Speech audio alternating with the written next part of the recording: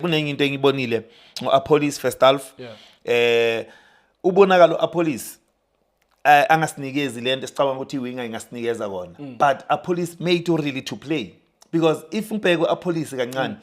bekazama ukuthi uma shift angena phakathi always besingadingi more Apolis no Aubrey because ngibone the way Apolis eta ngakhona kule midfield he allows really to join uMahupa ukuthi uma lose ball position angadrake deep boy because of leya energy angeke abe nayo yes akazange asinikeze leya attack uApolisi kulela winga ukuthi mhlamba ngaya wide but ngicabanga ukuthi ama instruction from coach Hugo Bros ukuthi you know what ungangeni yenza ngathi uzojoin aborili so that sikwazi ukuthi sibe right uma ngaborili azowaluza lamabhola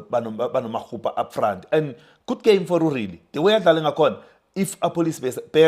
the time Apolisi akhona efieldini already played but after Apolisi ahamba ila khona lela side selisebenzisa ubani lisebenziswa uMremi I think he came in and he did very well nayo also uMremi ila really bese shorter khona ukuthi operate kuleya number 10 so but give credit to really Shane he played well ngibonile ama chances amaningi eswatholile urile was there ngama assist and mangaba akekho assist ukhona ku secondary assist ngibone le ball escore kulo ulithethe uOkhona and wenza kuhlanganipha waletha phakathi suswini la khona one touch